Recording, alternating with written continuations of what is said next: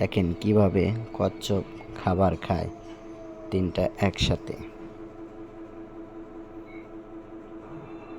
খাবার দেওয়ার সাথে সাথে চলে আসে।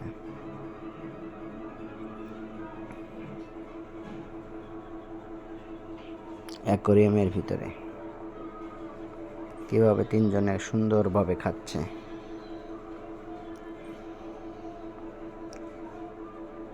কাছ থেকে দেখেন, কচ্ছপগুলো অনেক সুন্দর লাগে দেখতে, বিশেষ করে কাচের ভিতরে অ্যাকোরিয়ামে বসলে অনেক সুন্দর লাগে। বাহ, দেখছেন মাথাটা কত সুন্দর। মাথাগুলো ভিতরে ঢুকে যায় যখন খাবার খায় না, এমনি ভিতরে চলে যায়।